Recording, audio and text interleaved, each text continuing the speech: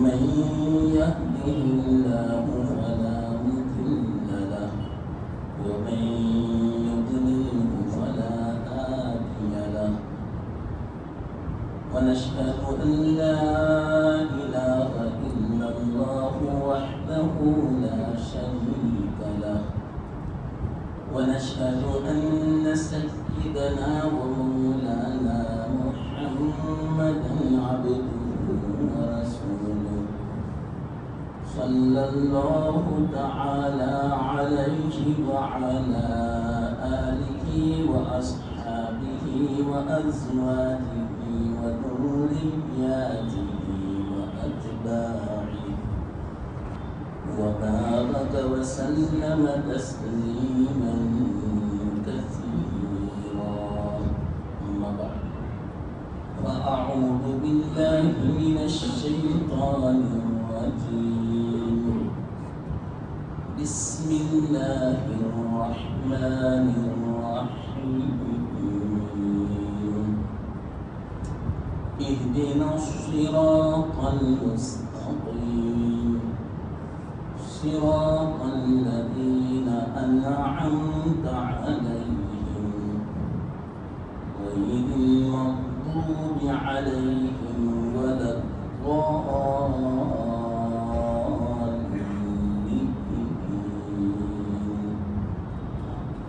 صدق الله العظيم. محترم دوستو،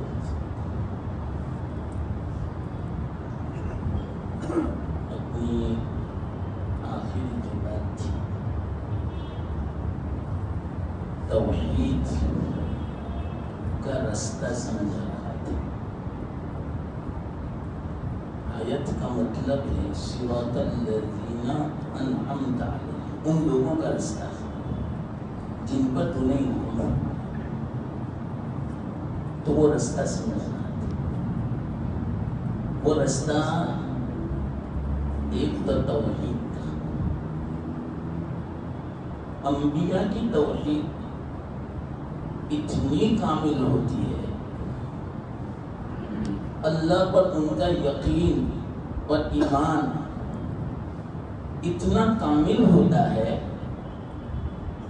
کہ ایسا ایمان، یقین اور توحید کسی کی نہیں، کیونکہ ہر وقت وحی کا سلسلہ جاری رہتا ہے عالم غیب سے، اور ہر وقت انبیاء جو ہوتے ہیں یوں سمجھو مشاہدہ رہتا ہے، وہ یا ہر وقت اللہ کو دیکھتے ہیں، حاضر ناظر سمجھتے ہیں. تو آپ ہی بتاؤ ان کا ایمان کیسا ہوگا؟ 24 گھنٹہ استحضاء اللہ کا، کوئی مقابلہ نہیں، کوئی مثال نہیں. ایک مختصر حدیث کا واقعہ سنا. ایک مرتبہ اللہ کے رسول صلی اللہ علیہ وسلم اور صحابہ تھے، ایک جنگ سے واپس آ رہے تھے. گرمی کا موسم تھا، مسلسل چلنے کی بنا پر دوپہر کا وقت تھا، تھکے ہوئے بھی تھے، گرمی کی شدت کی تھی. اس لیے سب نے چاہا تھوڑی دیر آرام کریں، پھر نکلتے ہیں ٹھنڈک میں. تمام صحابہ منتشر ہو گئے سایہ تلاش کرنے. ایک درخت تھا ببول کا، اللہ کے رسول صلی اللہ علیہ وسلم نے اپنی تلوار لٹکائی اور نیچے سو گئے. ابھی تھوڑی دیر ہوئی تھی، آس پاس میں کوئی دیہات تھا، وہاں سے کوئی دیہاتی آیا، مومن نہیں تھا. اللہ کے رسول صلی اللہ علیہ وسلم کو اکیلے دیکھ کر اور سوئے ہوئے دیکھ کر فائدہ اٹھا کر سینے پر سوار ہو گئے. تلوار بھی لے لی آپ ہی کی. اللہ کے رسول صلی اللہ علیہ وسلم کا غریبان پڑا. اس نے یوں کہا بتاؤ محمد کون بچائے گا مجھ سے؟ آپ ذرہ برابر ہو، ڈرے نہیں، کوئی حرکت نہیں کی، اطمینان کے ساتھ ہلے بھی نہیں، اس کو دھکا بھی نہیں مارا. اس نے جب یہ کہا اب آپ ہی بتاؤ تلوار اس طرح سوٹی ہوئی ہے، وہ سینے پر سوار ہے، کوئی آس پاس میں کوئی صحابی نہیں ہے، اب آواز بھی کیا لگا ہے، اتنی دیر میں تو یہ اپنا کام کر لے گا. اس نے بس اتنا ہی پوچھا کون بچائے گا؟ اللہ کے رسول صلی اللہ علیہ وسلم اطمینان سے کہا اللہ.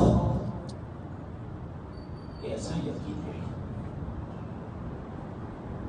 ایسی حالت پیش آ رہے ہیں اور ہم اس وقت اللہ کو یاد کریں تو کہاں جا رہے کہ واقعی اگر ہمارا یقین اور ایمان اللہ کی ذات پر کامل ہے. کتنی دل کی گہرائی سے اللہ کے رسول صلی اللہ علیہ وسلم نے اللہ فرمایا کام گیا. ہاتھ سے تلوار چھوڑ دیا، اللہ کے رسول پکڑ لیا، پھر اس کو پکڑ کے نیچے اتارا، پھر سوال ہو گئے اب بتا تجھے کون بچائے گا؟ اس کا ایمان تو نہیں تھا اللہ کی ذات پر. اس نے کہا چلو بتاؤ کیسے اخلاق؟ کوئی نہیں ہے، بالکل تیاری تھی قتل کی، آپ غالب آ گئے. اس نے معافی چاہی، اللہ کے رسول صلی اللہ علیہ وسلم فوراً معاف کر دیا. کہا جاؤ. پہلے تو یوں کہا دیکھ لیا آپ نے میں نبی ہوں، ایمان لاتے ہو میرے اوپر؟ لیکن نہ ایمان نہیں لاتے. ٹھیک ہے کوئی حرج کی بات نہیں، لیکن کبھی آپ کے مقابلے میں لڑوں گا نہیں، یہ وعدہ میں کرتا ہوں. اتنا ہے اگرچہ وہ مشرکین تھے، زمانے جاہلیت والے تھے، لیکن ایک مرتبہ زبان سے وہ جب کسی چیز کا وعدہ کرتے تھے اس کے خلاف کبھی نہیں. ان کے اندر اخلاق بہت اونچے تھے، اسی لیے تو منتخب کیا اللہ کے رسول صلی اللہ علیہ وسلم کو عربستان میں کہ ان کے اخلاق بہت اونچے تھے. اگرچہ جہالت تھی، کوئی ان پر حکومت کرنے کے لیے تیار نہیں تھا، لیکن اخلاق اتنے اونچے تھے جو انبیاء کے اخلاق اللہ جو چاہتا ہے وہ تھے، اور دنیا والوں کے پاس اخلاق نہیں تھا. وعدہ خلافی تھی، خیانت تھی، دھوکہ تھا، اللہ کو بھولے ہوئے تھے، ستاتے تھے، ظلم کرتے تھے. اور عربستان میں یہ نہیں تھا، شجاعت تھی، سخاوت تھی، اور اب کی سخاوت مشہور ہے. ایک بات زندگی میں کہہ دیتا ہوں، یہ جو ہمارا بلوچ ضلع ہے الحمدللہ اس کا تعلق اگر آپ پورا نسب نامہ دیکھیں، شروعات دیکھیں تو عرب سے ہمارا تعلق ہے. یہ ساحلی علاقہ ہے، عرب یہاں آئے تھے، بلوچ میں آئے تھے. یہ جو بھارپوت ہے وہاں پر تو 12 تابعین کی قبریں ہیں. بھارپوت 12 نام بدل گیا تھا. ربی بن سبی تو عرب سے تعلق، کیونکہ وہ تجارتی تھے، تاجر تھے، اور عرب یہاں آ کر ان کی طبیعت تھی جہاں بھی جاتے وہاں بس جاتے تھے. اور کوئی بھی عورت ہوتی وہ دیکھتے نہیں کہ کس قبیلے نکاح کر لیتا. اور دوسرے مذاہب والے ایسے نہیں تھے، اس لیے اسلام بھی بہت پہلا، اور عرب جہاں بھی گئے لوگوں نے قبول کر لیا. تو یہ جو علاقہ ہے لکھا ہے تاریخ میں ان کا عرب سے تعلق تھا. اس بنا پر الحمدللہ دوسرے علاقوں کے مقابلے میں بلوچ کے علاقے میں سخاوت زیادہ ہے. دیکھنا ہوتا دیکھ لیں،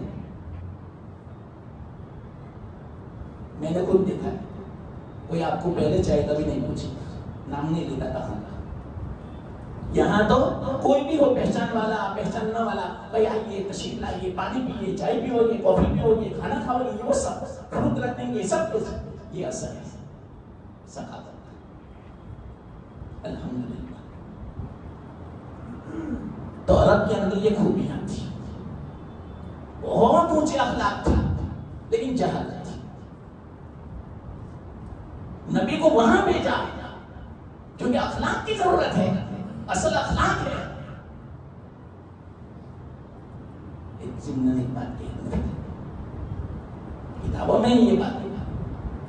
آج کل جو ہم یوں کہتے ہیں کہ یورپ والوں کے پاس بہت اخلاق ہے، بس صرف ایمان کی کمی ہے، ایسا ہی بولتے ہیں.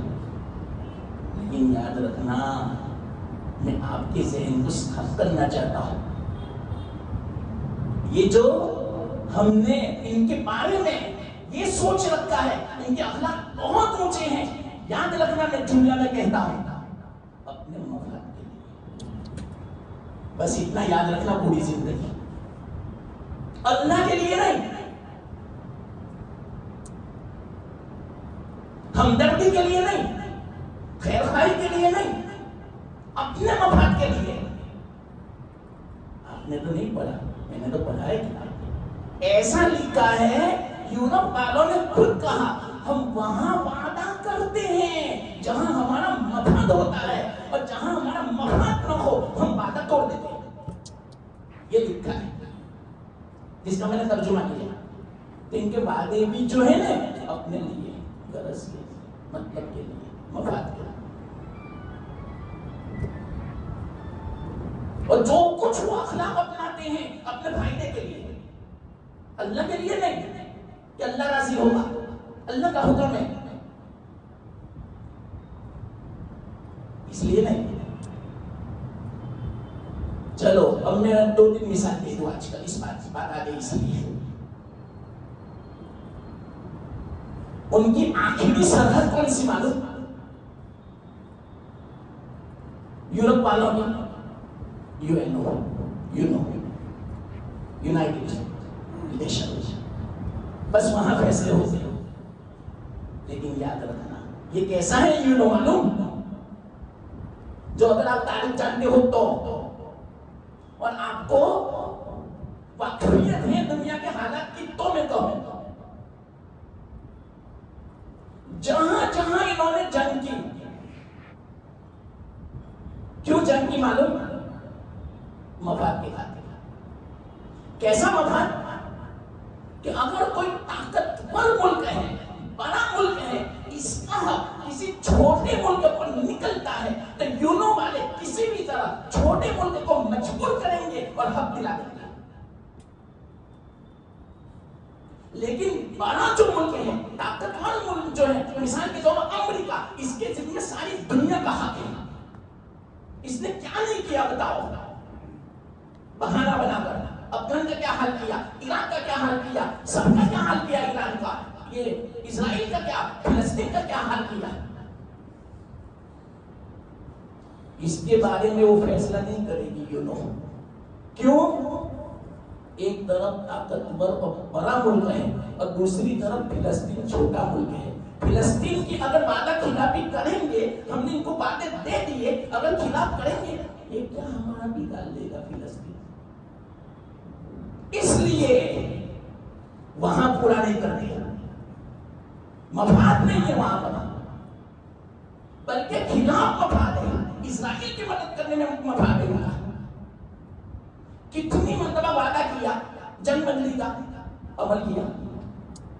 یہ خود کہتے ہیں ہم اسی لیے وعدہ کرتے ہیں توڑنے کے لیے، جہاں ہمارا مفاد ہوگا وہاں وعدہ پورا نہیں کرتے. یہ اخلاق ہے.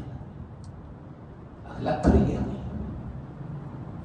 اخلاق تو اس کا تعلق دل سے ہوتا ہے، اللہ کے لیے ہوتا ہے.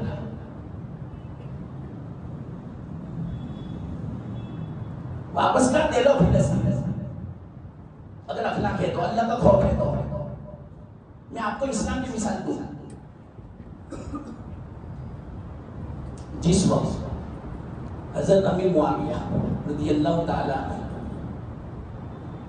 مسلمانوں کے امیر المومنین تھے، خلیفہ تھے. روم والوں سے جنگ بندی کا معاہدہ ہوا، کہ 2 سال جنگ نہیں کرنی، آرام کر لو، جو تیاری کرنی ہو کر لو. 2 سال میں 10 دن باقی تھا. حضرت امیر معاویہ سیاسی معاملے میں بہت باہوش تھے، بہت دور اندیش تھے، بہت ہوشیار تھے سیاسی معاملے میں. عجیب اللہ تعالیٰ نے صلاحیت عطا فرمائی تھی. اسی بنا پر وہ جب تک رہے 20 سال تک مسلمانوں میں آپس میں لڑائی نہیں ہوئی، بند ہو گئی تھی صاف. اس سے پہلے لڑائیاں تھیں، جنگ صفین ہوا، جنگ جمل ہوا، سب ہوا تھا، اور ہزاروں کی تعداد میں آپس میں مسلمان شہید ہو گئے تھے ایک غلطی کی بنا پر. اشتہاری غلطی تھی، اور یہ پیشن گوئی تھی اللہ کے رسول صلی اللہ علیہ وسلم کی طرف سے کہ یہ ہونے والا تھا، یہ مقدر تھا اللہ کی طرف سے. ابھی دنیا بنی بھی نہیں تھی، اس سے پہلے اللہ تعالیٰ نے یہ سب لکھ دیا تھا کہ ایسا ہونے والا ہے. اتنا بڑا واقعہ کہ جس میں ہزاروں کی تعداد میں صحابہ شہید ہو جاتے کہ اللہ تعالیٰ نے لکھا ہی نہیں ہوگا. ارے لکھا ہے، مقدر ہمارا ایمان ہے، اسی کو تو توحید بولتے ہیں. تو حضرت امیر معاویہ رضی اللہ تعالیٰ عنہ نے 2 سال کا عہد کیا تھا جنگ بندی کا. دیکھو آپ کیسا عہد پورا کرتے ہیں مسلمان، اور آج کل دیکھو کیا کر رہے ہیں. بیچارے نہتے، نہیں کھانا پینا، نہیں مکان، نہیں سہارا، نہیں بارش سے بچنے کا سامان، بیچارے کیچڑ میں اور پانی میں اور ٹھنڈی. رحم نہیں آتا ان کو. یہ انسان ہے، یہ جانور ہے، جانور سے بھی بدتر ہے. جانور بھی دوسروں کو بچاتا ہے ایسے حالت میں. کیوں؟ اپنا مفاد ہے وہاں پر، اس لیے وہ نہیں بولتا اور امریکہ، بلکہ ساتھ دیتا ہے. سب کو معلوم ہے یہ تو، جب ظاہر ہے یہ بات. اگر جو آپ جانتے ہو تو، حالات سے واقف ہو تو بالکل میں نے اشارہ کیا. 10 دن باقی تھا 2 سال پورے ہونے میں. حضرت امیر معاویہ نے لشکر کو تیار کیا اور یوں کہا سرحد پہ بیٹھ جاؤ. جیسے 2 سال پورے ہوں، 10 دن پورے ہوں، حملہ کرتا. کیوں؟ وہ غفلت میں ہو گیا اور ہمارا وعدہ پورا ہو گیا. 2 سال ایسا ہی یہ چال بازی، لڑائی چال بازی کا نام یاد رکھیں. جس کا نام چل جائے وہ کامیاب. حدیث میں الحرب خود جنگ تک دھوکے کا نام ہے. جنگ میں دھوکا دو کوئی ہل سکتا، جنگ میں دھوکا دے سکتا کامیاب ہونے. آپ کو ایک مثال کے ساتھ، جس وقت خیبر کا مقابلہ تھا مسلمان، تو ان کا ایک بہادر تھا مرحب، 1000 نوجوانوں کے لیے اکیلا کافی. ایسی قوت والا، طاقت والا، اور کیسا لمبا ترنگا، ہٹا کٹا، ہاتھی جیسا لگے، چلے تو زمین پر آواز آئے، اور اوپر سے تکبر، سینہ تان کر چلے، اور قوت کا فخر اس کو. وہ آیا زینا و بختر پہن کر، خود پہن کر، ایک ہاتھ میں نیزہ، ایک ہاتھ میں تلوار لمبی چمکتی ہوئی، ایک ہاتھ میں ڈھال. پکارا مسلمان، آؤ میرے سامنے مقابلے کے لیے.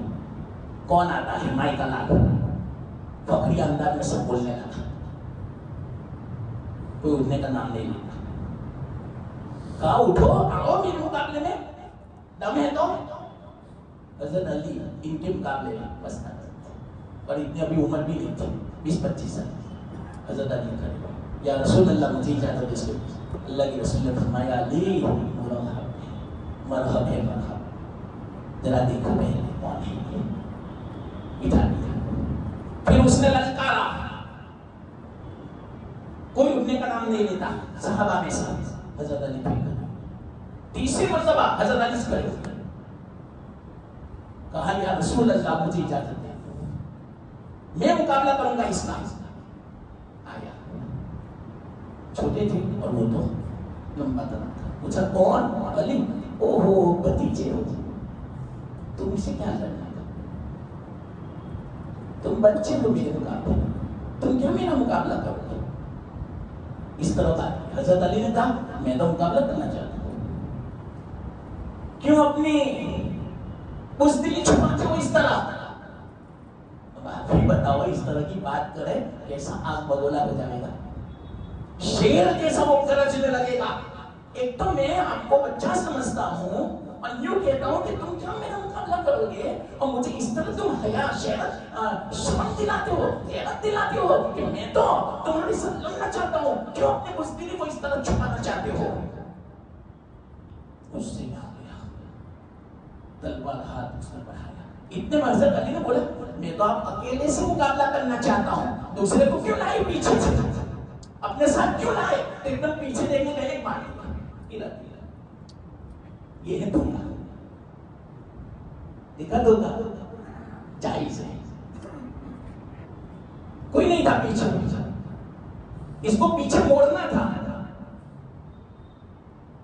इतनी देर में तो हजरत अली ने मार दिया, धर्म से गिरा। ये ऐसा कैसा? हाँ, तो हजरत अमीर मुआविया ने कि लाओ काम चले, सामने वाले दुश्मन को हम धोखा दें। 10 दिन पहले इन्होंने तैयारी कर ली, अंदर में दाखिल हो गए। जिस शहर में दाखिल हुए मुसलमानों के कब्जे में आता गया, मुसलमानों ने बता दिया, कई शहर बता दिए, यहां तक के एक सहाबी पीछे से कपड़ा हिलाते हुए, हरकत देते हुए आ रहे थे, जोर से बोल रहे थे,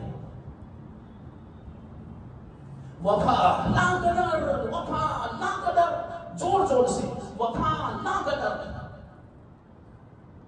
क्या कहा लश्कर वालों से? अरे वादा पूरा करो, धोखा मत दो, अरे वादा वफा करो, धोखा मत दो। तो एकदम से खड़े हो गए सब अमीर लश्कर की। तो ये कौन है? तो देखा दूर से, करीब जब आए, ओहो ये तो सहाबी रसूल है हज़रत अब्बास रज़ियल्लाहु ताला। इनसे फरमाया, हमने क्या धोखा दिया, हमने क्या वादा खिलाफी किया? देखिए क्या वादा खिलाफी की पता आपको? आपने 10 दिन पहले तैयारी की, दुश्मन को आपने नहीं बताया। आपको तैयारी कब करनी थी? मुकम्मल 2 साल पूरे हो जाते, उसके बाद आपको तैयारी करनी थी। और 2 साल पूरा होने के बाद आपको ऐलान कर देना था, कैसे रूप से यूं कहना था कि देखो हमारी जो मदद थी, वादे की, वो पूरी हो चुकी है, अब तैयारी शुरू कर लो, किसी भी वक्त हम हमला कर लेंगे। आपने ऐसा ऐलान नहीं किया और 10 दिन पहले सरहद के ऊपर बिठा दिया और बगैर कहे अंदर में घुस गए कि वादा खिलाफी है। लेकिन अच्छा वादा खिलाफी है, याद रखना। अब आप ही बताओ, एक मिसाल मुझे बताओ जिंदगी में, दुनिया में, आदम अलैहिस्सलाम से लेकर आज तक कि ऐसा वाकया कभी पेश आया हो कि इतने शहर मुसलमानों के कब्जे में आ गए, जब इतनी बात कही कि आपने वादा खिलाफी की है, ये धोखा है, ये सुन्नत के खिलाफ है, अल्लाह इससे खुश नहीं होता, अल्लाह इससे नाराज होता है। अमीर मुआविया ने अपने पूरे लश्कर को पीछे मिला लिया और यूं कहा, जितने भी शहर आपने फतह किए वापस वापस। पूरा पूरा शहर अपने कब्जे में, सारा माल अपना, सारा पैसा अपना, मालिक गनीमत। एक चीज की बिना पर, सिर्फ वादे की बिना पर, धोखे की बिना पर सब वापस कर दिया। आज अमेरिका ऐसा बताओ कितना नुकसान किया, दे सकता है नुकसान, तलाफी कर सकता है। इराक का कितना नुकसान हुआ, क्या तलाफी कर सकता है? कभी नहीं। कैसी बात से अपना मफाद नहीं है वहां का। ये है मिसाल हमारे इस्लाम के बाद। क्यों? तौहीद थी काफी, ये मैं समझा रहा हूं। ये था रास्ता सहाबा का, ये था अल्लाह के रसूल सल्लल्लाहु अलैहि वसल्लम का, ये था अंबिया का रास्ता, तौहीद का। तौहीद यानी मैंने समझाया था आपको, बस अल्लाह ہی کو نفع نقصان کا مالک سمجھے، اللہ ہی کے لیے جو کچھ کام کرے اللہ کے لیے کرے۔ معمولی مت سمجھنا اس بات کو، تمہیں سمجھا رہا ہوں 2 مجلس سے۔ توحید کا فائدہ کیا ہے؟ توحید کا فائدہ کیا ہوگا معلوم؟ اپنے مفاد کے لیے نہیں کرے گا، اللہ کے لیے کرے گا۔ کیوں؟ اللہ پر ایمان ہے اس کا، اللہ کو راضی کرنا ہے، اللہ کو ناراض نہیں کرنا ہے۔ میں نے سمجھایا تھا کہ توحید میں کیا ہوتا ہے، اللہ کو یکتا سمجھو، علم میں بھی، قدرت میں بھی، ہر چیز میں اللہ کو یکتا سمجھو، اللہ کا کوئی شریک نہیں ہے۔ جب اس طرح اللہ تعالیٰ کو ہم سمجھیں گے، یکتا سمجھیں گے، تو اللہ کی محبت پیدا ہوگی اور اللہ کی عظمت پیدا ہوگی۔ جب محبت پیدا ہوگی تو آدمی اطاعت پر چلا رہے گا، اور عظمت پیدا ہوگی تو گناہوں سے، نافرمانی سے بچے گا۔ یہ اثر، اس کا فائدہ، یہ سمجھا رہا ہوں 2 مجلس سے، یہ 3ری مجلس، یہ بات میں سمجھا رہا ہوں، پوائنٹ کی بات، معمولی مت سمجھو توحید کو، اللہ ہی کے لیے کرو۔ یہ کب ہوگا؟ جب کہ ہماری توحید ہوگی، اور یہی توحید رستہ ہے انبیاء کا، صدیقین کا، شہداء کا، صالحین کا۔ ان کی توحید مضبوط تھی، ان کی توحید کامل تھی، دنیا کی کوئی عظمت نہیں تھی، دنیا کی کوئی چیز ان کو خواب نہیں دلا سکتی تھی، دنیا کی کوئی تما نہیں تھی۔ صحابہ کو کیسے تما دیتے تھے لوگ، روم اور کیسر اور ہرقل بادشاہ، کہ آپ ہمارا مذہب اختیار کر لو، ہم اپنی بچے کے ساتھ نکاح بھی کرا لیں گے اور ہماری حکومت کے آدھے مالک تم کو بنا دیں گے، یہ کما دیتے تھے۔ لیکن صحابہ مسکراتے تھے، ایک غلط جھپکنے کے برابر بھی میں اللہ کے ساتھ کسی کو شریک نہیں کر سکتا، چاہے تم پوری آدھی سلطنت نہیں، پوری سلطنت کے مالک بنا دو، میں دینے کے لیے تیار۔ یہ تھی توحید کامل، یہ رستہ، یہ سمجھا رہا ہوں۔ ایک بات کیا جائے، توحید پر دیکھو، اللہ میں کہتا ہوں، سمجھنا، سوچنا، غور کرنا۔ کیا ہوا تھا؟ حضرت عمر بن خطاب رضی اللہ تعالیٰ عنہ کی خلافت تھی۔ حضرت عمر نے ایک لشکر بھیجا تھا مختلف شہروں سے۔ حضرت خالد بن ولید رضی اللہ تعالیٰ عنہ وہ امیر لشکر بن تھا، جنرل، سپہ سالار تھا،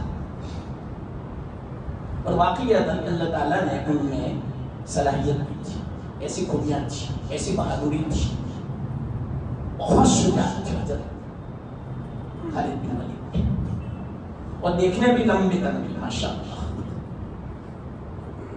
دشمن نے ان کو دیکھنے کے لیے تڑپتے تھے کہ کون ہے خالد۔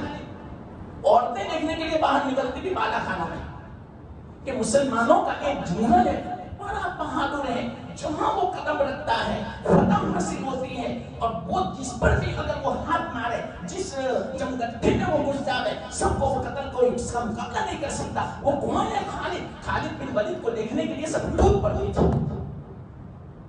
یہ تھے خالد بن ولید، ایسے بہادر۔ اللہ تعالیٰ نے پہلے سے ان کو بہادری دی تھی، زمانے جاہلیت میں بھی تھی ایسی بہادری۔ غزوہ احد میں انہوں نے تو پاسا بدل دیا تھا جنگ کا، ان کو غلبہ حاصل ہوا تھا بعد میں حضرت خالد بن ولید کی بنا پر۔ تو خالد بن ولید سپہ سالار تھے، اور سننا، توحید دیکھو، اللہ کے لیے کام کرنا، کوئی اپنا مفاد نہیں، یہ سمجھا رہا ہوں۔ حضرت عمر بن خطاب رضی اللہ تعالیٰ عنہ جیسے ہی خلیفہ بنے، حضرت ابو بکر صدیق رضی اللہ تعالیٰ عنہ کی وفات کے بعد سب سے پہلا کام کیا کیا معلوم؟ حضرت عمر نے ایک قاصد کو بھیجا دمشق، جہاں مسلمانوں کا لشکر تھا، لڑائی چل رہی تھی۔ روکے میں لکھا تھا حضرت ابو عبیدہ بن جراح رضی اللہ تعالیٰ عنہ، یہ عام سپاہی تھے، فوجی تھے، حضرت خالد بن ولید کے ماتحت تھے، وہ امیر تھے خالد۔ ابو عبیدہ کو خط لکھا कासिर आया और खत दिया, लो ये अमीर मोमिनीन ने खत दिया, पढ़ा तो इसमें लिखा था अबू उबैदा ये खत जैसे ही मिले बस आप लश्कर के अमीर हो, मैं खालिद बिन वलीद को माजूर करता हूँ, बस ये बात लिखी थी। हज़रत अबू उबैदा बिन जर्राह रज़ियल्लाहु ताला ने जब खत पढ़ा,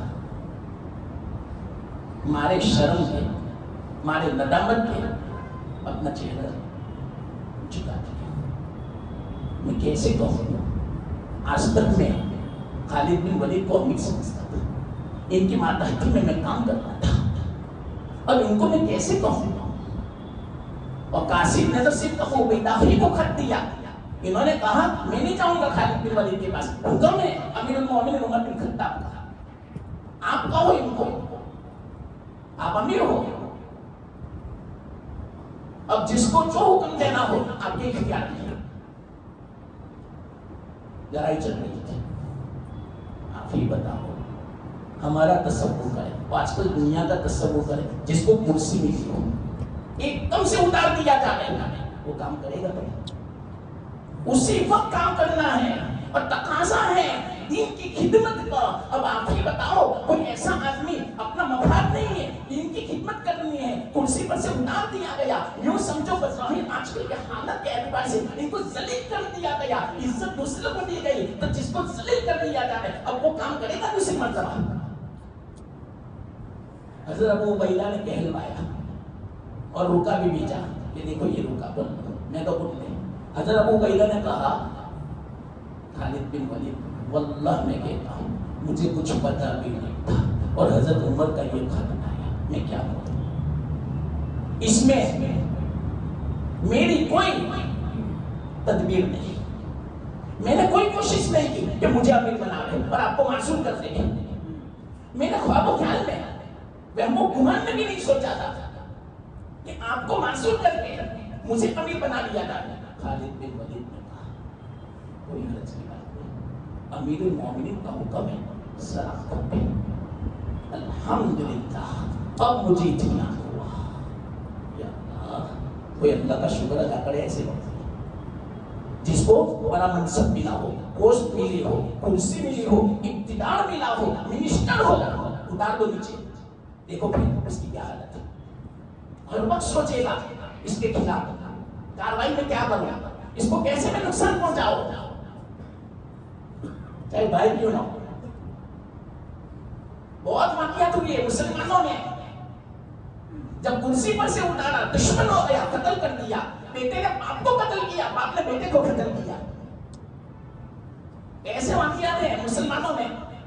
जब दुनिया आती है, दुनिया की मोहब्बत, अल्लाह की अजमत नहीं होती, तौहीद कामिल नहीं होती। सहाबा की मैं मिसाल देता हूं, तौहीद कामिल की क्या हुआ मालूम, हज़रत खालिद बिन वलीद के अल्फाज वाक़ियतन दिल में बिठाने जैसे।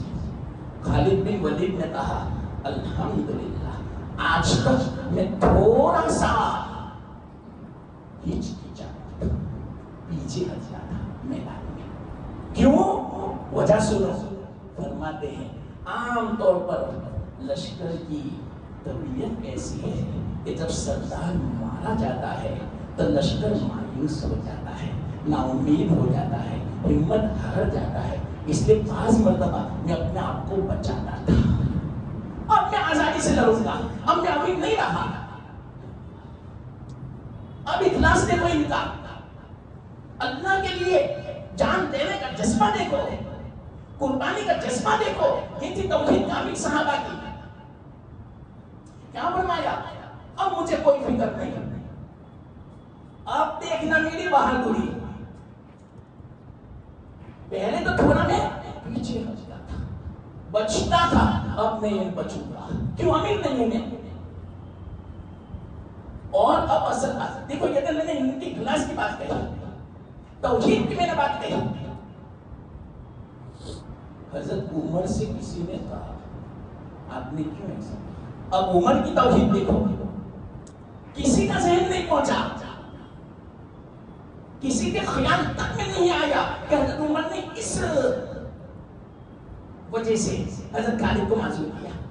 जब पूछा तो पता चला, हज़रत उमर ने फरमाया کب سے خالد امیر تھے، اب تو دشمنوں کو بھی یہ بات دل میں آ گئی تھی کہ جہاں خالد ہوگا وہاں فتح ہوگی، ہماری شکست ہوگی، اور مسلمانوں کے دل میں بھی اب یہ بات آ گئی تھی کہ جہاں خالد ہوگا وہاں بے فکر رہو، فتح ہونے والی ہے۔ اللہ سے نظر ہٹ گئی تھی تو اللہ کی طرف پھر نظر آ جائے، اس لیے میں نے خالد کو ہٹایا۔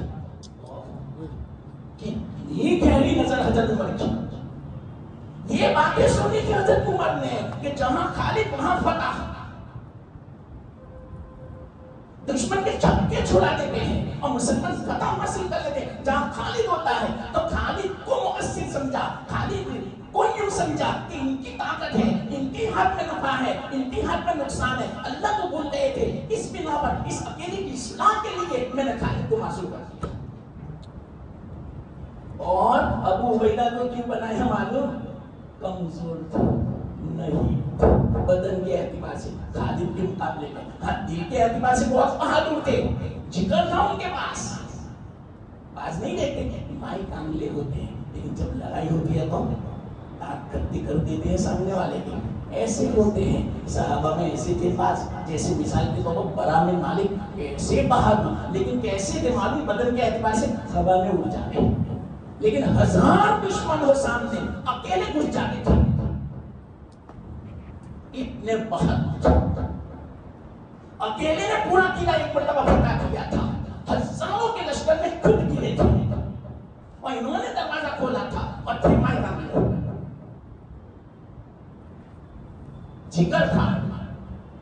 لیکن خالد بن ولید تو جسم کے اعتبار سے بھی مضبوط، دیکھنے کے اعتبار سے کہ ہٹے کٹے لمبے ترنگے، اور ان کے مقابلے میں ابو عبیدہ بن جراح نہیں تھے، ناتواں تھے، مگر جسم کے اعتبار سے جب ان کو بنایا، اب لوگوں کی زبان پر کیا آنے لگا؟ اوہ اللہ خیر کرے، ابو عبیدہ کیا کریں گے، اللہ مدد فرماوے، اللہ ہی فتح دے۔ جملہ بدل گیا، پہلے کیا تھا؟ خالد ہے تو فتح ہوگی، خالد جو قدم رکھیں گے فتح قدموں کو چھونے گی، اور اب کیا ہو رہا ہے؟ اللہ مدد کرے، اللہ خیر فرمائے، اللہ ہی بس خیر فرمائے، اس طرح بولنے لگے۔ بس یہ مقصود تھا حضرت عمر کا، اللہ سے نظر ہٹ گئی تھی۔ آج کل ہماری نظریں بھی دیکھو ذرا، سبق لیتے جاؤ بیچ میں، دکان پر ہے، پیسوں پر ہے، اولاد پر ہے، دنیا پر ہے، عہدوں پر ہے، منصب پر ہے، اللہ پر نظر نہیں۔ یہ میں سمجھا رہا ہوں، ہم سمجھتے ہیں کہ جب تک ہمارا خاتم نہیں آئے گا کام نہیں ہوگا، ارے کام کرنے والا اللہ ہے، کوئی نہ کوئی سبب پیدا کر دے گا۔ اور سب باتیں ہیں ہماری کمزوری کی، ہمیں بھروسہ نہیں ہے جیسا کرنا چاہیے اللہ کی یاد پر، ایسی توحید نہیں ہے ہماری، ایسا ایمان نہیں ہے، ہمارا یقین نہیں ہے۔ جو میں سمجھا رہا ہوں صراط الذین، اللہ سے دعا کرو ایسا رستہ دے یا اللہ ہمیں، جو تو نے ان کو دیا تھا، یہ رستہ تھا۔ جی ایک واقعہ آپ دیکھیں، ہاں اب سنو تو یہاں تک بات سمجھائی میں نے توحید، اس کا فائدہ کیا ہوگا؟ فائدے میں سمجھا رہا ہوں۔ دوسرا فائدہ پتا اور سننا، مختصر علمی بات ہے، بہت گہری بات ہے۔ جب دل میں توحید آئے گی، اللہ کی ذات پر یقین آئے گا، اللہ کو صحیح معنوں میں علم و قدرت میں ہر چیز میں یکتا سمجھے گا، کمال والا سمجھے گا، ہر عیب سے پاک سمجھے گا، تو ایسے کمال والے کی دل میں محبت پیدا ہو جاتی ہے، عظمت پیدا ہوتی ہے۔ جب دل میں عظمت آئے گی، محبت آئے گی، تو اب کیا ہوگا معلوم؟ تمہارے دل میں سے دنیا کی محبت نکلے گی، اپنی برائی نکلے گی۔ جب برائی نکلے گی تواضع آئے گا، دنیا کی محبت نکلے گی اللہ کی محبت آئے گی، اور دل میں اللہ ہی پر ایمان ہے، اور جو کچھ مطلب کہ ہوگا وہ یوں سمجھے گا اللہ کی طرف سے، صبر کرے گا، نعمت ملی شکر کرے گا۔ یہ سب توحید کا اثر میں بتا رہا ہوں، غور سننا، معمولی بات نہیں ہے، بڑی گہری بات ہے۔ مفسرین نے یہ بات بیان فرمائی، میری طبیعت خوش ہو گئی جب یہ یہ بات میں آپ کو 3 مجلس سے سمجھا رہا ہوں. یہ بات یہ توحید کا اثر ہے. اخلاق ہمارے بنتے توحید سے. آج ہمارا اخلاق نہیں ہے، یعنی اخلاق یعنی اللہ کے لیے سب کچھ کرنے کا. اور سننا، جیسے میں نے مثال دی، 2-3 مثالیں دی بس. جب توحید آ جائے گی تو واقعی آدمی بندہ کیا کرے گا معلوم؟ جو بھی حکم پورا کرے گا اللہ کو خوش کرنے کے لیے کرے گا، اور گناہوں سے ڈرے گا کہ کہیں میرا اللہ ناراض نہ ہو جائے. یہ توحید کا اثر ہے. تو جب توحید کامل ہو جائے گی، ہمارا دل ایسا بن جائے گا. جب ایسا دل بنے گا تو اخلاق بنیں گے. اور اخلاق کہتے ہیں دل سے تعلق رکھتا ہے. یاد رکھنا، ہاتھ کسی غریب کو 1000 روپیہ کب دے گا؟ دل میں خیال آئے گا تب.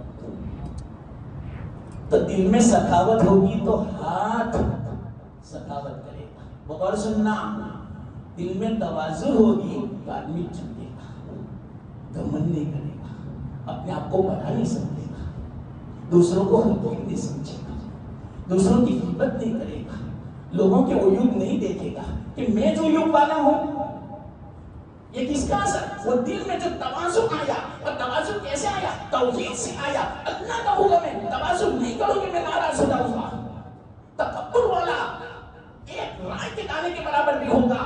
جنت میں داخل نہیں کروں گا، جنت حرام ہے اس کے لیے، جہنم میں داخل کروں گا. اس کو معلوم ہے کہ توحید یہ ہے، میرا اللہ اس سے خوش ہوتا ہے.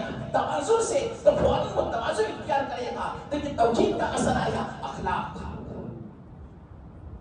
تو جتنے بھی اخلاق ہیں، دنیا کی محبت نہ ہونا یہ بہت بڑی صفت ہے، بہت بڑی خوبی ہے. اللہ کی محبت ہے. یاد رکھنا، اگر دنیا کی محبت آئے تو یہ سب جڑ ہے گناہوں کی. حب الدنیا راس کل خطیہ، دنیا کی محبت تمام خطاؤں کی جڑ ہے. دنیا کی محبت کا مطلب کیا؟ بس آخرت سے غفلت پیدا ہو جائے، اللہ سے غفلت پیدا ہو جائے، صحیح معنی میں اللہ پر ایمان نہ رہے، صحیح معنی میں توحید نہ ہوا، اللہ کو بھول جانے، موت کو بھول جانا ہے. یہ دنیا کی محبت کی بنا پر غفلت پیدا ہوتی ہے. تو جب اللہ کی محبت آئے گی، دنیا کی محبت نکلے گی، اور دنیا کی محبت جب نکلے گی تو سارے گناہوں کی جڑ ختم ہو جائے گی، اور سارے اچھائیوں کی اصل ہمارے دل میں آ جائے. یہ کس کا اثر ہوا؟ توحید کا. تو توحید کا فائدہ اتنا. اب سنو، جب اخلاق آ جائے تو ہمارے عمل سے ہو جائے. دل میں محبت ہو مسلمان کی، دل میں خیر خواہی ہو، دل میں ہمدردی ہو، یہ اخلاق. دل میں اللہ کے رسول صلی اللہ علیہ وسلم کی محبت ہو، دل میں اللہ کی محبت ہو، دل میں اللہ کے رسول صلی اللہ علیہ وسلم کی عظمت ہو، دل میں اللہ کی عظمت ہو، یہ اخلاق. اس کا اثر ظاہر میں پڑے گا. کیا پڑے گا معلوم؟ مختصر میں کہتا ہوں، وقت نہیں ہے. اللہ کے رسول صلی اللہ علیہ وسلم کی محبت جب دل میں آئے گی، توحید کا اثر، تو کیا ہوگا معلوم؟ سنتوں کو دل و جان سے قبول کرے گا، سنتوں پر عمل کرے گا، کبھی سنت کے خلاف نہیں کرے گا، کبھی اللہ کے رسول صلی اللہ علیہ وسلم کو ناراض نہیں کرے گا.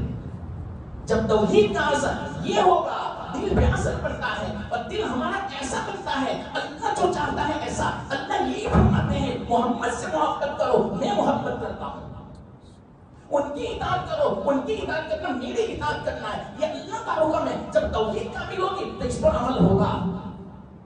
توحید جب کامل ہوگی 5 وقت کی نماز تکبیر اولیٰ کے ساتھ پڑھے گا. توحید جب کامل ہوگی گناہوں سے بچے گا. توحید جب کامل ہوگی تو زکات صحیح معنوں میں حساب کر کے نکالے گا. توحید جب کامل ہوگی کوئی کسی کو ستائے گا نہیں. توحید جب کامل ہوگی ہر ایک کا حق ادا کرے گا. ماں باپ کا حق، اولاد کا حق، پڑوس کا حق، مسلمان کا حق، ہر چیز کا حق، خدا کا حق. جب توحید کامل ہوگی اس کا اثر سب پر پڑتا ہے، دل پہ اثر پڑتا ہے، اور دل کا اثر اعمال پر پڑتا ہے. دیکھو میں ترتیب سمجھا رہا ہوں. توحید کا فائدہ اخلاق. جب اخلاق دل میں آئیں گے اس کا اثر ظاہر میں پڑتا ہے. کیسے پڑتا ہے؟ اللہ سے محبت آتی ہے تو محبت میں آدمی کیا کرے گا؟ اللہ کا حکم پورا کرے گا، اللہ کو راضی رکھنے کی فکر کرے گا. جس سے ناراض ہوتا ہوگا اللہ، اس سے وہ بچے گا. کیوں؟ اخلاق آ گئے دل میں توحید کی برکت سے. تو اعمال کا تعلق ظاہر سے ہے. اور سننا، توحید دل سے ہے. اس کا اثر اخلاق یعنی دل میں اخلاق بنتے ہیں. اخلاق جب دل میں بنیں گے اس کا اثر ظاہر میں پڑے گا. ظاہر میں کیسا پڑے گا معلوم؟ آدمی جب نماز کا حکم ہوگا جلدی جلدی نماز گرا دے گا. اعضاء اس کے دل کے تابع ہو جائے گا. دل یوں کہے گا کہ پیر چل. اگر وضو نہیں ہوگا دل یوں کہے گا میرا وضو نہیں ہے, وضو کر لو. دل نہیں یہ کہے گا تکبیر ہونا بھی ساتھ اللہ نماز بہت پسند کرتا ہے, میں اس طرح کی نماز پڑھوں. تو یہ سب باتیں اخلاق کی ظاہر میں اس کا اثر پڑتا ہے. اب سنو, توحید کی بنا پر اخلاق پیدا ہوئی اور اخلاق سے اعمال. اب آپ ہی بتاؤ, کوئی بھی صحابی کو اٹھا لو, توحید بھی کامل تھی, اخلاق بھی کامل تھی اور اعمال بھی ایسی تھی. جو میں نے 2-3 مثالیں دی اعمال کی, اپنے مفاد کے لیے کچھ نہیں.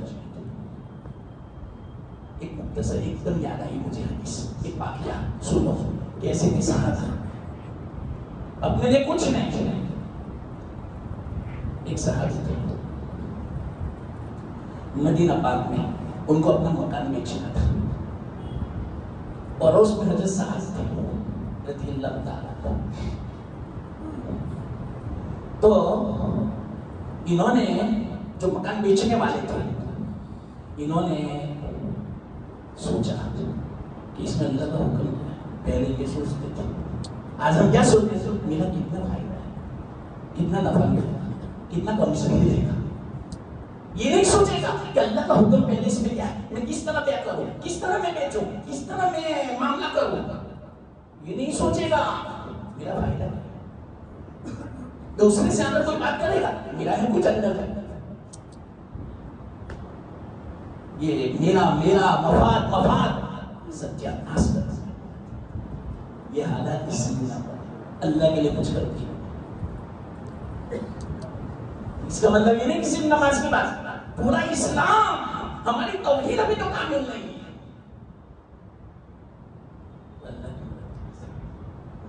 صحابہ کا تو امتحان دیا, میں نے کہا تھا آپ کو اولئک الذین امتحن اللہ قلوبہم للتقوی. یہ تو وہ لوگ ہیں اللہ نے امتحان لیا ان کے دلوں کا. ان کے دلوں میں میری محبت ہے یا نہیں, ان کے دلوں میں جذبہ ہے یا نہیں میرے لیے سب کچھ کرنے کا, قربان دے ہو جانے کا, اپنی جان بھی قربان, سب قربان, مال قربان, وطن قربان, اولاد قربان, تجارت قربان. کیا ہے ایسا جذبہ؟ ہاں, اللہ نے فرمایا امتحان میں کامیاب ہو گئے. اس کے بعد اللہ کی مدد شروع ہوئی. آج بتاؤ ہمارا امتحان کتنے نمازی ہیں پہلے تو یہ بتاؤ, ہر سوسائٹی والے, محلے والے. افسوس کا الفاظ نہیں بولنا میں کہتا. ایک طرف حالات دیکھ کر اتنا دل اندر سے پھٹتا ہے کہ میں جانتا ہوں ہر وقت گویا مایوسی جیسا, اداس.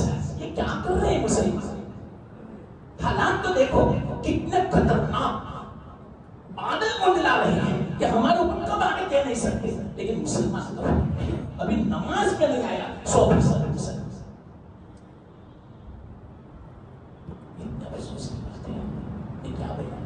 مسجد کے سامنے مکان ہے گویا, دیکھیں ایسے نماز ہو رہی ہے, ان کو توفیق نہیں ہوئی کہ 10 قدم چل کے مسجد میں. کل ایک جگہ پر میں گیا تھا, گاڑی بالکل مسجد کے پاس کھڑی تھی مسلمان, تو میں مسجد جلدی پہنچا. الحمدللہ اللہ کا احسان, اللہ نے توفیق دی, اس لیے میرا کوئی کمال نہیں. ان کو میں نے گاڑی میں دیکھا, میں نے کہا کہ وہ آئیں گے نہیں, مسجد قریب ہے, مسجد کے بالکل قریب میں پارک کی تھی گاڑی اور مسلمان بیٹھے تھے گاڑی میں. تو میں نماز پڑھ لی, پھر بھی ایسے بیٹھے تھے جو نماز مجھ سے نہیں رہا گیا. یہ میری کمزوری ہے, مجھ سے برداشت. میں نے کہا بھائی آپ مسلمان کو, میں نے نماز پڑھنے سے پہلے آپ کو دیکھا گاڑی میں بیٹھے تھے, مسجد بالکل قریب ہے, آپ اٹھ کے نماز پڑھنے آتے کا کیا حرج تھا؟ تو ہنسنے لگے.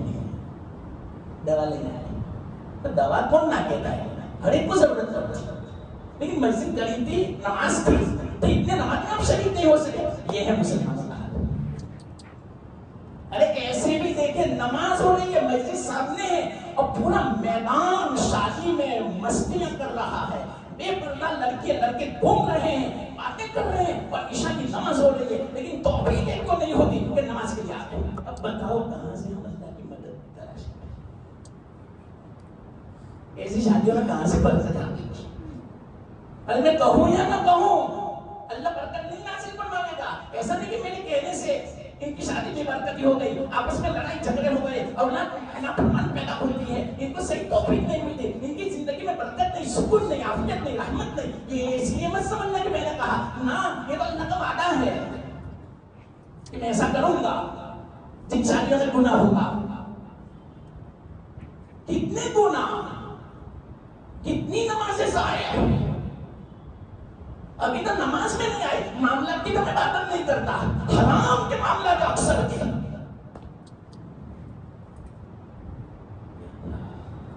ہماری لڑکیاں دیکھو کیا گل کھلا رہی ہے, کیا میں بیان کروں, بیان بھی نہیں ہوتا مجھ سے. ہماری بچیوں کے بارے میں کتنے بے حیا ہو چکی ہے, اور ان کے بارے میں حضرات بھی اتنے بے غیرت ہو چکے ہیں, تیوس ہو چکے ہیں. خود نے ہم نے جہنم کو دعوت دی ہے. اب بتاؤ ایسے حالت میں کہاں سے اللہ کی مدد آئے؟ صحابہ کو تو کیسا پیسا تھا مصیبت میں, آزمائش میں, تب جا کے اللہ کی مدد شروع ہوئی. تب اولئک الذین امتحن اللہ, جب امتحان لیا, امتحان میں کامیاب ہوئے, اس کے بعد مدد شروع ہوئی, اس سے پہلے نہیں تھی. تب فرشتے آئے تھے. اور ہم آج کل یوں سوچتے ہیں, سمجھتے ہیں کہ اللہ کی مدد آ گئی. ارے کتنا مسلمان مرتد ہو گئے, کتنی شرکیہ باتیں ہیں ہماری زندگی میں, کتنے سنت کے خلاف ہیں ہماری زندگی میں, کتنے اللہ کا احکام کو توڑتے ہیں ہم. اپنا گھروں کو دیکھو, معاشرت دیکھو, بالکل یہود و نصارہ جیسے. اللہ بچا. ہاں تو اللہ کی مدد کب آئے گا, یہ میں سمجھا رہا ہوں. تو توحید سے اخلاق, اخلاق سے عمل. اب کیا ہوگا معلوم, اب آپ ہی بتاؤ. ہر مسلمان کہ اگر توحید کامل ہو جائے تو اس کے اخلاق بن جائیں گے. جب اخلاق بنیں گے, اعمال بنیں گے, اب آپ ہی بتاؤ وہ معاشرہ کیسا ہوگا.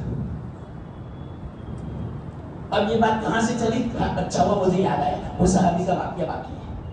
صحابہ کا ماحول کیسا تھا, معاشرہ. مدینہ میں وہ صحابی کو اپنا مکان بیچنا تھا. یہاں سے بات چلی ابھی بیچنا کی.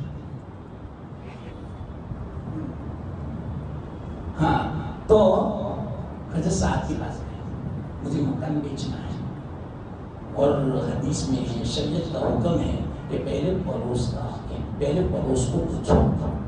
ہے آج کوئی ایسا کچھ نہیں ہوتا. یہ معاشرہ اس کو بولتے ہیں. تو اللہ کی مدد آتی ہے. کیا کہا معلوم حضرت صاحب, ہاں مجھے مکان خریدنا. انہوں نے شاید کتنا مجھے یاد نہیں ہے, وہ اماؤنٹ بھول گیا میں, شاید 400 کا, 400 کچھ زیادہ کرو, زیادہ قیمت والا ہے, لیکن 400 کی میری اندر ہمت ہے, اور وہ بھی اس ہفتے سے 6 مہینے میں یا سال میں پورا کروں گا. یہ تو صحابی تھے کہ میں کل جواب دیتا ہوں, چلو ہو جاتا. دوسرے صحابی کو پتا چلا کہ آپ اپنا مکان بیچنے والے ہیں. بازو میں نے بات کی ہے, اور اس کو 400 میں 800 دیتا ہوں, مجھے اور کیسے. چلو بتاؤ ہم میں سے کوئی چھکے گا یہ دعوت؟ ارے چولہے میں جا رہے میرا پڑوس, پڑوس نہیں کہوں میں آگے, آپ ہماری زبان سے کیا شریعت چولہے میں نہ. میں نے کچھ سنا, شریعت باہر میں جا, چولہے میں جا, مجھے کیا جیا ملتے ہیں پیسے زیادہ, یہ ہے دنیا کا مفاد. کہاں سے مدد آ گئی؟ میں نے جب ایک آدمی کو اس طرح کہا کہ یہ کیا بولے, کلمہ پڑھو پھر سے, آرگیومنٹ کیا میرے سے, نہیں مانتے. میں نے کہا کلمہ بھی پڑھو, نکاح بھی پھر سے پڑھو, جاؤ گا کیسی بات کرتے ہو, نہیں مانا, تم جانو گا. بس میں نے تو کہہ دیا. یہ حالت ہے. پڑوس کیا باہر میں جاوے, شریعت جاوے, نعوذ باللہ. وہ لفظ نہیں بولتا گجراتی کا گالی والا شریعت کو. اب سمجھ جاؤ گے کیا مطلب اس کا, میں کیا کہنا چاہتا ہوں. ہمت بھی نہیں ہوتی نقل کرنے کی مجھے. مسلمان اچھے گھرانے کی میں بات کرتا ہوں. شریعت کا حکم بیان کیا نے تو اس کو یہ کہا تھا اس نے دنیا کا نقصان ہو رہا تھا اس لیے.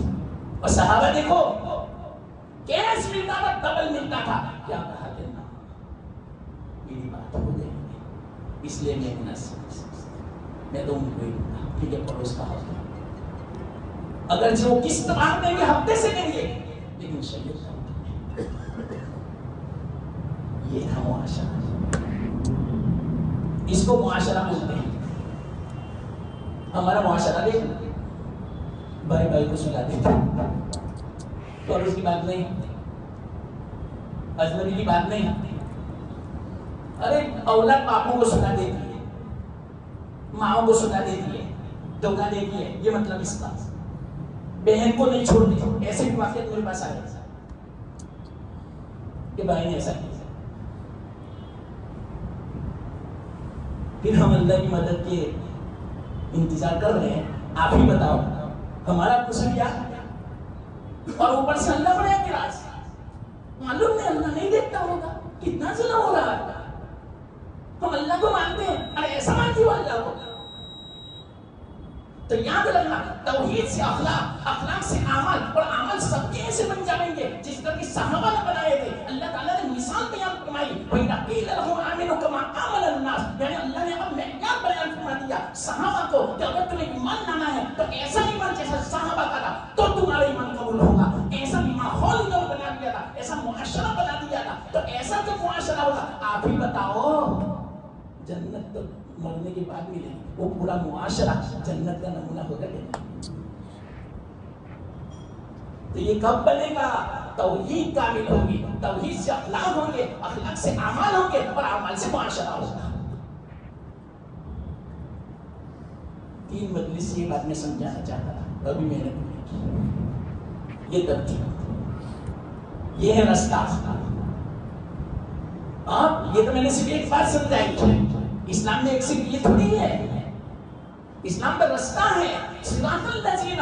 مفسرین فرماتے ہیں کون سا رستہ؟ اسلام کا رستہ. اور اسلام میں کیا ہے؟ اسلام میں سب سے پہلے چیز توحید ہے جو میں نے 3 مجلس میں سمجھایا. توحید کسے کہتے ہیں آپ سمجھے ہو تو یہ توحید آ جائے پھر فائدہ دیکھنا کیا ہوتا ہے. اللہ نے جو کہتے ہیں اللہ قبول فرمائے اور اللہ تعالی ہمیں سب